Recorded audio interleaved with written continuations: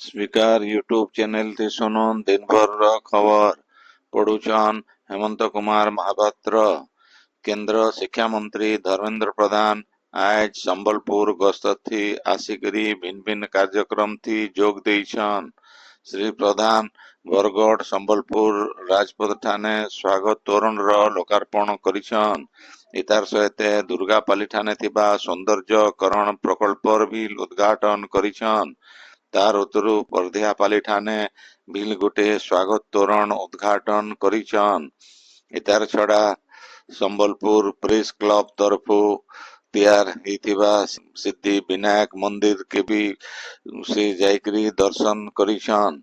संज बेले RDC office परिसर न वीर सुरेंद्र सायंकर प्रतिमूर्ति उन्मोचन करिछन। श्री धर्मेंद्र प्रधानकर ई गस्त समिया थी पंचायती राज मंत्री रविनारायण नायक, विधायक जयनारायण मिश्र, उत्तरांचल राजस्व commissioner Sachin Ramchandra Yadav, Uttaranchal police IG Himanshu Lal, Sambalpur जिलापाल सिद्धेश्वर बोलीराम बंदर आओ एसपी मुकेश भामो प्रमुख जोग देइथिले।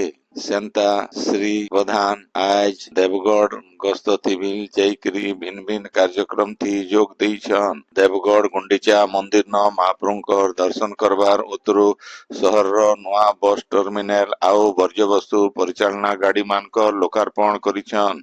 तार उतरु जंगल विभाग तरफु हेतिबा वन महोत्सव सप्ताहती जोग देगिरी तिलेबणी सुगुड़ा ठाने एक पेड़ माँ के नाम अभियान थी गज जगैथिले। ऊपर बेला देवगढ़ ठाने गरीब कल्याण आउ विकास समावेश थी जोग देगिरी 163 कोटी टंकार 45 टा प्रकल्पर लोकार्पण करिथिले। बीजेपी राज्य सभापति निर्वाचन लागी फेरघा प्रक्रिया मूल हेइछे। निर्वाचन लागी आयबा 6 तारीख विज्ञप्ति बाहरबा, 7 तारीख नामांकन दाखल आओ 8 तारीख भोट ग्रहण कराजिबा बोली बीजेपी रो सहकारी निर्वाचन अधिकारी जतिन महांती कहिछन। समवाय मंत्रणालय तरफु आयबा काल 4 नंबर वार्षिकी प्रतिष्ठा पालन कराजिबा। अंतर्जातीय समवाय बछर 2025 पालन आगोनो आज भुवनेश्वर न राज्य सरकार तरफु समवाय पदयात्रार आयोजन करा जाइथिला। समवाय मंत्री प्रदीप बड़सामंत उद्घाटन पदयात्रा के उद्घाटन करी समवाय अनुष्ठान ग्रामीण ओडिशा ग्रोथ इंजिन आय बोली कहिछन। सुवर्णपुर जिला जंगल विभाग आउ ओडिशा वन उन्नयन प्रकल्प तरफु ओलुंडा वनांचल कपासिरा गाँ न वृक्षारोपण कार्यक्रम हो जाइछे। कार्यक्रम थी गाँर वन सुरक्षा समितिर सदस्य, युवक संघ, महिला एसएचजी सदस्य माने जोग देकरी हजारेनु अतका गज जगैछन। सूचना अनुसार जुलाई 1 तारीख नु मूल हेतिबा वन महोत्सव सप्ताह उदय उलुंडा वनांचल खजुरियापाली, मेघनाथ, कोदुपाली, अनंतपाली, एसपत्रापाली गाँ न 15,000 नु अतका गछ जगा जाइछे बोली जंगल विभाग तरफु कहा जाइछे। राज्य जातीय शिक्षा नीति एनईपी 2020 कार्यकारी करवार लगी भुवनेश्वर लोकसेवा भवन ठाने आज 2 नंबर टास्क फोर्स बैठक हो जाइछे। उन्नयन कमिश्नर आउ अतिरिक्त मुख्य शासन सचिव अनु गर्गकर अध्यक्षता थी हेतिबा बैठक थी भिन्न भिन्न विभाग रो तालमेल थी राज्य कार्यकारी हेउतिबा नवा जातीय शिक्षा नीति बाबदे आलोचना करा जाइथिला। शिक्षक मानकर तालीम कार्यपुस्तिका हैंडबुक शिक्षा गवेषणा आओ तालीम परिषद के बरकस करवार छात्र छात्री होलिस्टिक प्रोग्रेस कार्ड बागिर बहुत से विषय उपरे आलोचना करा जाइथिला।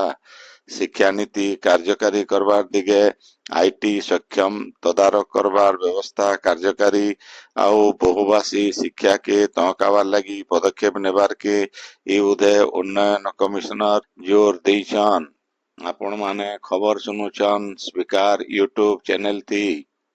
तेलंगाना कारखाना विस्फोरण घटना थी जीवन जाइथिबा 8 जन ओडिया श्रमिकंकर परिवार रो लोक मान को 10 लाख टंका लेखा अनुकंपा सहाय जुगाई देवार के राज्य सरकार घोषणा करिछन। मुख्यमंत्री रिलीफ पांठिनु ई सहाय टंका जुगाई दिया जिबा बोली मुख्यमंत्री मोहन चरण मांझी घोषणा करिछन। ମୃତକ ମାନଙ୍କର ଭିତରେ ଗଞ୍ଜାମ ଜିଲ୍ଲାର ସବୁନୁ ଜହ 3 ଜଣ ଥିବାର ବେଳେ ନବରଙ୍ଗପୁରନ 2 ଜଣ, ବାଲେଶ୍ୱର, ଯାଜପୁର ଆଉ କଟକ ଜିଲ୍ଲାର ଜଣେ ଲେଖା ଶ୍ରମିକ ଅଛନ୍। ସିଆଡେ ରାଜ୍ୟ ସରକାରଙ୍କର ବହୁତଟେ ଦଳ ଘଟଣାସ୍ଥଳକେ ଯାଇକିରି ଆହତ ଶ୍ରମିକ ମାନଙ୍କର ଚିକିତ୍ସା କାମର ତଦାରଖ କରୁଛନ୍ ବୋଲି ମୁଖ୍ୟମନ୍ତ୍ରୀଙ୍କର ଅଫିସ ତରଫରୁ କୁହାଯାଇଛି। ଝାରସୁଗୁଡ଼ା ଜିଲ୍ଲା ଲୟକେରାର ପ୍ରାଥମିକ କୃଷି ସମବାୟ ସମିତିନ ମୁଗ, ସୋରିଷ ଆଉ ଚିନାବାଦାମ ମଣ୍ଡି ଝାରସୁଗୁଡ଼ା ବିଧାୟକ ଟଙ୍କଧର ତ୍ରିପାଠୀ ଉଦ୍ଘାଟନ କରିଛନ୍।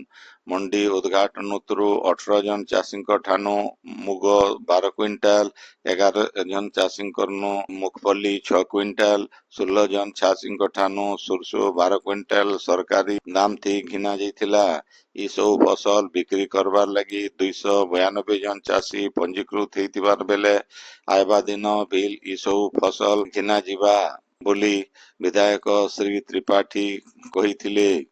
କାର୍ଯ୍ୟକ୍ରମ थी ଝାରସୁଗୁଡ଼ା ଜିଲ୍ଲାପାଳ ସୁନୀଲ ଆବୋଲି ନରୱାଣେ, ଜିଲ୍ଲା ମୁଖ୍ୟ କୃଷି ଅଧିକାରୀ ପ୍ରଦୀପ କୁମାର ନନ୍ଦ, ଡିଆରସିସି ମମତା ମଞ୍ଜରୀ କୁଜୁର, ଏଆରସିଏସ୍ ରମେଶ ଚନ୍ଦ୍ର ଟୋପୋ ଆଉ ମାର୍କହେଡର ପରଶୁରାମ ପାଣ୍ଡେ ପ୍ରମୁଖ ସାମିଲ ଥିଲେ। ଦ୍ୱିତୀୟ ବୁଦ୍ଧ ପଦ୍ମସମ୍ଭବଙ୍କର ଜୟନ୍ତୀ ସମାରୋହ ଝାରସୁଗୁଡ଼ା ଜିଲ୍ଲା ଭିକମପାଲିର ପଦ୍ମାସିନୀ ମନ୍ଦିରନ ହେଇଯାଇଛି। ଅବସର ପ୍ରାପ୍ତ ଅଧ୍ୟକ୍ଷ ଟହଲୁ ସାହୁଙ୍କର ଇ ଉଦୟ ଗୋଟେ ସଭା ହେଇଥିଲା। ଇଥି ବରିଷ୍ଠ ଗବେଷକ ଡକ୍ଟର ପ୍ରବୀର କୁମାର ପଟ୍ଟନାୟକ, ଆଗର ସୂଚନା ଆଉ ଲୋକସମ୍ପର୍କ ବିଭାଗର ନିର୍ଦ୍ଦେଶକ ସରୋଜ କୁମାର ସାମଲ, ଡକ୍ଟର ସୁବ୍ରତ କୁମାର ପୃଷ୍ଟି, ଗୁରୁ ରେମ୍ପୋଚେ ପ୍ରମୁଖ ଆଲୋଚନା थी ଭାଗ ନେଇକରି ଇ ଇଲାକାକେ ଦ୍ୱିତୀୟ ବୁଦ୍ଧଙ୍କର ଜନ୍ମପୀଠ ହେଇଥିବାରୁ ସମସ୍ତେ ଭାଗ୍ୟବାନ ବୋଲି କହିଥିଲେ। କାର୍ଯ୍ୟକ୍ରମ ପରିଚାଳନା थी ମେହବୁବ ମହତାବ, ତପନ କୁମାର ବାରିକ, କାର୍ତ୍ତିକ ପ୍ରଧାନ, ଗୌତମ ବେହେରା, ରମଣୀ ରଞ୍ଜନ ବିଶ୍ୱାଳ, ସଂଗ୍ରାମ କେଶରୀ ରାଉତ, ସୁରଙ୍ଗ ପ୍ରଧାନ, ଜ୍ଞାନବ୍ରତ ଭୋଇ ପ୍ରମୁଖ ସହଯୋଗ କରିଥିଲେ। ସମ୍ବଲପୁର ରୋଟରୀ କ୍ଲବ ତରଫରୁ ଗୋଟେ ରକ୍ତଦାନ ଶିବିର ହେଇଯାଇଛି। ଇ ଶିବିର थी 151 ୟୁନିଟ ରକ୍ତ ସଂଗ୍ରହ କରାଯାଇଛି। କ୍ଲବ ଅଧ୍ୟକ୍ଷ ରଶ୍ମି ରଞ୍ଜନ ମହାପାତ୍ର ଆଉ ସଚିବ ଦେବାଶିଷ ରାୟଗୁରୁଙ୍କ ନେତୃତ୍ୱ ହେଇଥିବା ଇ ଶିବିର थी ଉପସଭାପତି ଶ୍ରୀକାନ୍ତ ମୁଖାର୍ଜୀ, କୋଷାଧ୍ୟକ୍ଷ ରଞ୍ଜିତ ସିଂ, ବରିଷ୍ଠ ସଦସ୍ୟ ରାଜକିଶୋର ଦାସ, ଉଦିତ ପ୍ରସାଦ ବାବୁ, ଏମ ତରାଜ, ଦାମୋଦର କର, ପ୍ରବୀଣ ସୁରୀ, ତୁଷାର ପ୍ରଧାନ, ଟିଏସ ମଣି ପ୍ରମୁଖ ଯୋଗ ଦେଇଥିଲେ। ଚାର୍ଟାର୍ଡ ଆକାଉଣ୍ଟାଣ୍ଟ ଦିବସ ଆଉ ଡାକ୍ତର ଦିବସ ଉଭୟ କ୍ଲବ ତରଫରୁ ହେଇଥିବା ଇ ରକ୍ତଦାନ ଶିବିର थी ଚାର୍ଟାର୍ଡ କ୍ଲବର ସଭ୍ୟ ଥିବା ଚାର୍ଟାର୍ଡ ଆକାଉଣ୍ଟାଣ୍ଟ ଆଉ ଡାକ୍ତର ମାନଙ୍କୁ ବି ସମ୍ମାନିତ କରାଯାଇଥିଲା। ବରଗଡ଼ ଜିଲ୍ଲାର ବହୁଭାଷୀ କବି, ହାସ୍ୟ ଲେଖକ, ଗୀତିକାର ଆଉ ସାମାଜିକ କର୍ମୀ ରଞ୍ଜନ ସାଗର ଭିନ୍ନ ଭିନ୍ନ ଭାଷାତି ଗୀତ ଲେଖକରି ଇଣ୍ଡିଆ ବୁକ୍ ଅଫ ରେକର୍ଡସ 2025 ଥି ଠାନ ପାଇଛନ୍। ରଞ୍ଜନ ତାଙ୍କର ଅଭିନବ ଲେଖାର ଜରିଏ ଆନ୍ତର୍ଜାତିକ କ୍ଷେତ୍ରଥି ଗୋଟେ ସ୍ୱତନ୍ତ୍ର ସ୍ଥାନ ଅଧିକାର କରିଛନ୍। ତାଙ୍କର ଲେଖା ବିଦେଶୀ ସାହିତ୍ୟିକ ପତ୍ରିକା Italy, USA, Germany, Spain, Bosnia ହର୍ଜେଗୋଭିନା, ଚୀନ, ନ୍ୟୁୟର୍କ, ଢାକା, ବାଂଲାଦେଶ ଖବର କାଗଜ थी ଲିଖିତ ଇଂରାଜୀ କବିତା ସ୍ଥାନ ପାଇଛି। ତାଙ୍କର କବିତା ହେଉ କି ବ୍ୟଙ୍ଗ କାହାଣୀ ସେଟା କେବଳ ଲୋକଙ୍କର ମନୋରଞ୍ଜନ ଲାଗି ସୀମିତ ନାଇଁ ରହିକରି ଗୋଟେ ଗୋଟେ ସାମାଜିକ ବାର୍ତ୍ତା ଦେଇଥିସି। ରଞ୍ଜନ ଓଡ଼ିଶାର ପଶ୍ଚିମାଞ୍ଚଳର ନାମିଦାମୀ ପ୍ରଯୋଜକ ସଂସ୍ଥା ପାଣିନି ପ୍ରାଜ୍ଞ ପ୍ରଡକ୍ସନ, ଜୋଜୋ ଜେ5 ପ୍ରଡକ୍ସନ, ମି ଡୋଲ୍ଡ କମେଡି, ମିଷ୍ଟର ଚାନ୍ଦ କମେଡି ର ବି ହାସ୍ୟ ଲେଖକ ଆନ୍। ଲେଖବାର ଛଡା ସେ ସମାଜର ଅବହେଳିତ ଆଉ ନିଷ୍ପେଷିତ ଲୋକଙ୍କୁ ସମାଜର ମୁଖ୍ୟ ସ୍ରୋତକେ ସାମିଲ କରବାର ଲାଗି ସମାଜ ସେବା ବି କରସନ୍। ନିଜର ଲେଖା ଲାଗି ସେ ପଶ୍ଚିମ ଓଡ଼ିଶା ଆଉ ଭାରତ ବାହାର ଦେଶ ଦକ୍ଷିଣ ଆଫ୍ରିକା, କେନିଆ, ଚିଟାଗଙ୍ଗ ଦେଶେ ସାହିତ୍ୟ କ୍ଷେତ୍ରର ଅବଦାନ ଲାଗି ବହୁତଟେ ସାର୍ଟିଫିକେଟ ପାଇଛନ୍। ଇଣ୍ଡିଆ ବୁକ୍ ଅଫ ରେକର୍ଡସ ପାଇଲା ଉତାରୁ ତାଙ୍କୁ ଭିନ୍ନ ଭିନ୍ନ ମହଲନୁ ଶୁଭେଚ୍ଛା ଜଣାଯାଇଛି। ବନ ମହୋତ୍ସବ ସପ୍ତାହ ଉଦୟ ସୁବର୍ଣ୍ଣପୁର ଜିଲ୍ଲା ଆଇନ ସେବା ପ୍ରାଧିକରଣ ତରଫୁ ଅର୍ଜୁନପୁର ଜଙ୍ଗଲ ପାଖେ ଥିବା ନଗର ବଣ ଠାନେ ବୃକ୍ଷରୋପଣ କାର୍ଯ୍ୟକ୍ରମ ହେଇଯାଇଛି। କାର୍ଯ୍ୟକ୍ରମଟି ଜିଲ୍ଲା ଆଇନ ସେବା ପ୍ରାଧିକରଣର ଅଧ୍ୟକ୍ଷ ଆଉ ଜିଲ୍ଲା ଜଜ୍ ଧନୁର୍ଦ୍ଧର ସେନାପତି ମୁଖ୍ୟ ଅତିଥି ଭାବେ ଯୋଗ ଦେଇକିରି ଗଛ ଯୋଗେଇଥିଲେ। ଇ ଉଦୟ ପ୍ରାଧିକରଣର ସଦସ୍ୟ ଆଉ ବିଚାରପତି ମାନେ ବି ଯୋଗ ଦେଇକିରି ଗଛ ଯୋଗେଇଥିଲେ। ବୌଦ୍ଧ ଜିଲ୍ଲା ହରଭଙ୍ଗା ବ୍ଲକ ଲୁଣିବାହାଲ ପଲ୍ଲୀ ବିକାଶ ହାଇସ୍କୁଲନ ଚାଲିଥିବା ଜୁନିୟର ରେଡକ୍ରସ ପରାମର୍ଶଦାତାଙ୍କର ପ୍ରଶିକ୍ଷଣ ଶିବିର ଉଦ୍ଯାପିତ ହେଇଯାଇଛି। ଜିଲ୍ଲା ଶିକ୍ଷା ଅଧିକାରୀ ଟେମଲାଲ ଦୁବେଙ୍କର ସଭାପତିତ୍ୱରେ ହେଇଥିବା କାର୍ଯ୍ୟକ୍ରମଟି କଳାହାଣ୍ଡିର ଆଗର ଜିଲ୍ଲା ଅଧିକାରୀ ସୁଶାନ୍ତ କୁମାର ଚୋପଦାର ମୁଖ୍ୟ ଅତିଥି ଭାବେ ଯୋଗ ଦେଇଥିଲେ। ଇ ଉଦୟ ରେଡକ୍ରସ ପରାମର୍ଶଦାତା ମାନଙ୍କୁ ତାଲିମ ଦିଆଯିବାର ସହିତ ଅଗ୍ନିଶମ ବିଭାଗ ତରଫୁ ବିପତ୍ତି ସମୟାଥି ଉଦ୍ଧାର କାମ ଆଉ ଟ୍ରାଫିକ ପୁଲିସ ତରଫୁ ସଡ଼କ ସୁରକ୍ଷା ଉପରେ ସଚେତନ କରାଯାଇଥିଲା। ରାଜ୍ୟରେ ମୌସୁମୀ ସକ୍ରିୟ ରହିବାର ସହିତ ଲଘୁଚାପ ପ୍ରଭାବથી ଜବର ବର୍ଷା ଲାଗି ରହିଛି। ଭୁବନେଶ୍ୱର ଆଞ୍ଚଳିକ ପାଣିପାଗ ବିଜ୍ଞାନ କେନ୍ଦ୍ରର ସୂଚନା ଅନୁସାରେ ଆଇବା 4 ଦିନ ତକ ରାଜ୍ୟରେ ବର୍ଷା ଲାଗି ରହିବା। ଆଇବା 24 ଘଣ୍ଟା ଭିତରେ ପଶ୍ଚିମ ଓଡ଼ିଶା ସହିତ 20ଟା ଜିଲ୍ଲାନ ଘଡ଼ଘଡ଼ି ସହିତ ଜବର ବର୍ଷା ହେଇପାରେ ବୋଲି ପାଣିପାଗ କେନ୍ଦ୍ର ତରଫୁ ସତର୍କ ସୂଚନା ଜାରି କରାଯାଇଛି। ଆଜିର ଖବର ଇନ ଶେଷ ହେଲା।